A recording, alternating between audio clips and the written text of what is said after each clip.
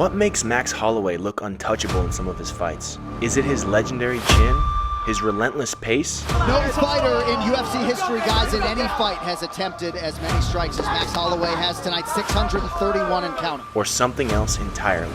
I was just in that state, man. When you get there, I was Ultra Instinct for you anime fans out there, and I was feeling myself. To find out, we must examine the fight between Corey Sandhagen and Chito Vera.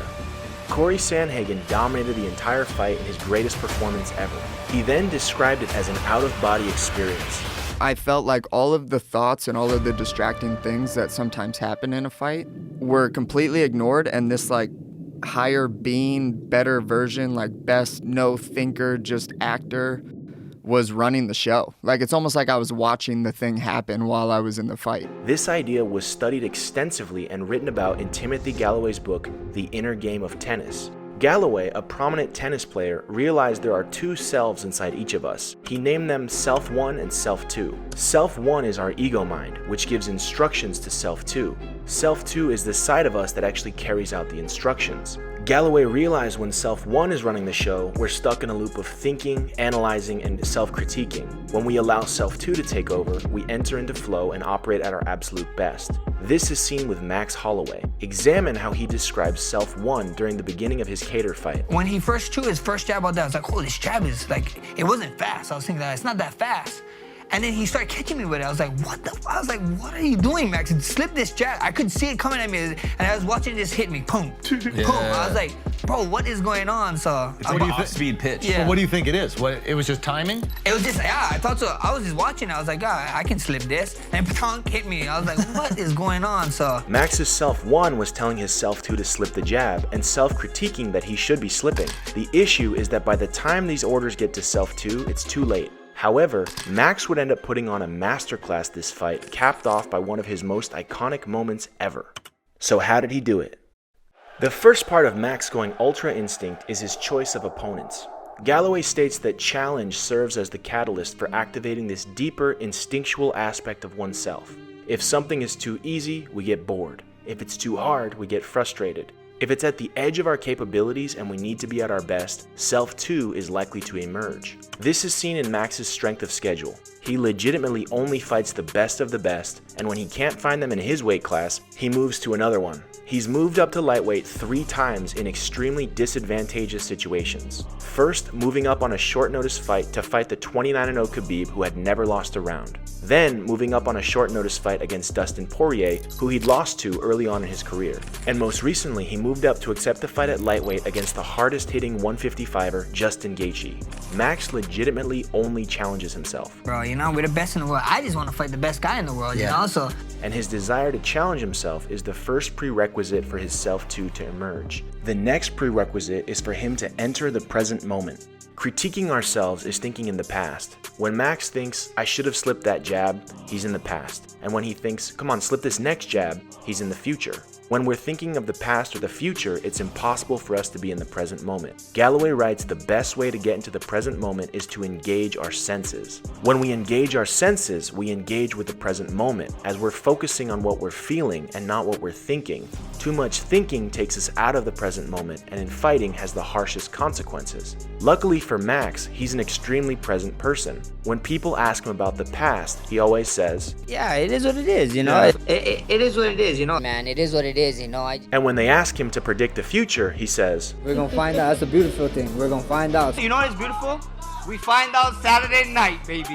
We find out, you know, that's the beautiful thing. He doesn't get caught up in the past or try to predict the future. He is naturally a very present person living in the here and now. And his fighting is a microcosm of this part of his personality. Ever since Max was a kid, he has translated his presence outside the ring into the ring. Like when I step in the ring, I only can like see the other person and hear my trainer calling. Even when he was starting out, he never thought about what the crowd was thinking or overanalyzed his next move. He was able to concentrate fully on the present moment, engage his senses, specifically his vision and his hearing, in order to operate at his best at each moment. This only continued as he got older and more experienced in MMA. His striking coach was like saying, he's fading, he's quitting, Brian, and I dropped my hands, and then I told him, hit me. And I told him, hit me too. I dropped my hands. I was like, hit me, and I touched my chin.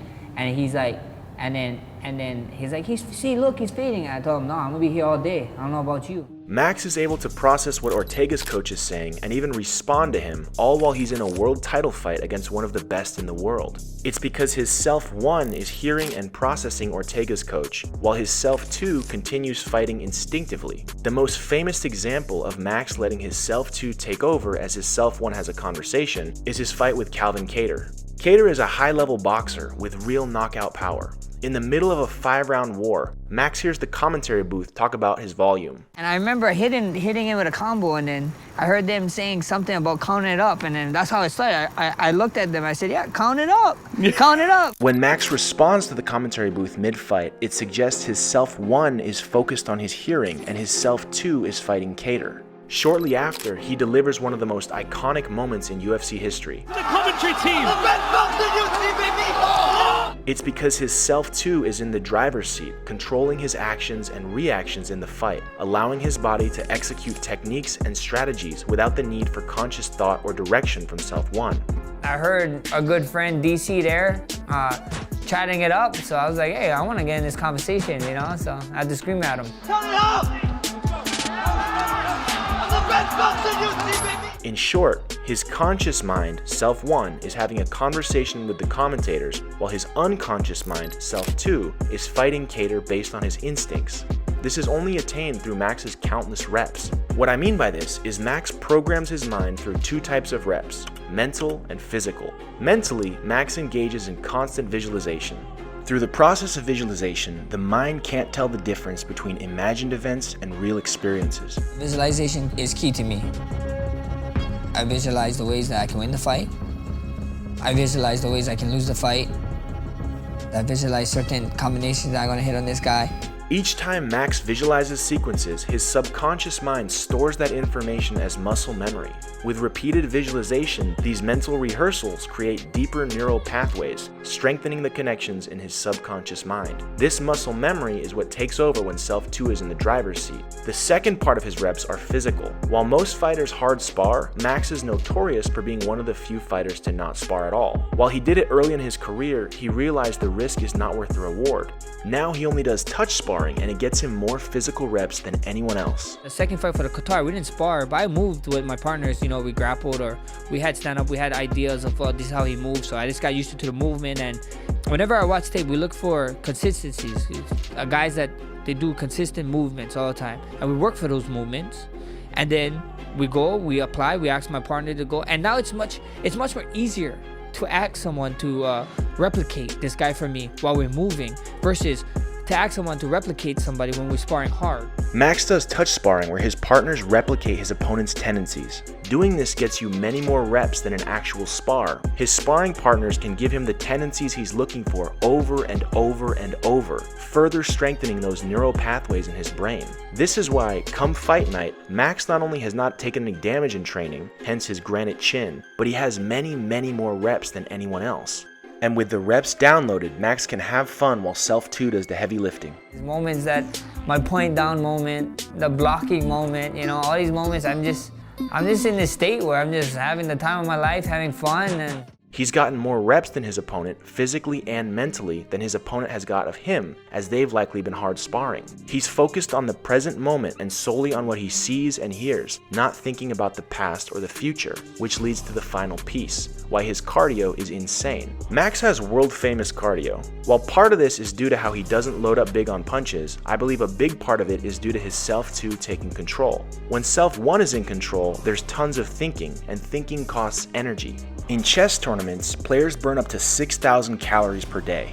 In fighting, when energy is a much more valuable commodity as your life depends on it, being able to not overthink is a gigantic advantage that Max knows. he's telling himself like, I'm giving this guy everything. I'm giving him everything. And he's not falling down. He's not going away. And then in their mind, they start thinking too much. They're overthinking and they're getting tired because they're getting mentally exhausted. The huge part of why Max doesn't get gassed is because he doesn't spend his valuable energy thinking and overanalyzing. When he puts it on his opponents with his relentless pressure, they start drowning mentally trying to keep up with what's happening. This can be seen in the Ortega fight when Max was beating the brakes off him, mentally fatiguing him to the point where Max had to show him how to block in the middle of a fight. But for everyone.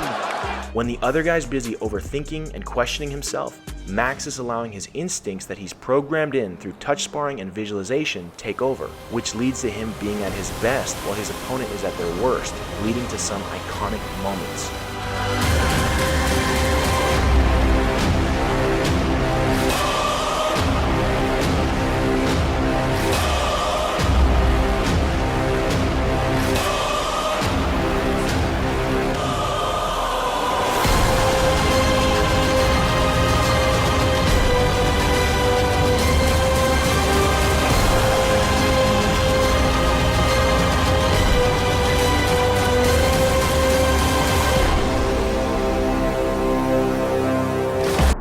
If you want to learn more about the Ultra Instinct state, check out this video here on John Jones and how he taps into it. Subscribe if you haven't. Peace.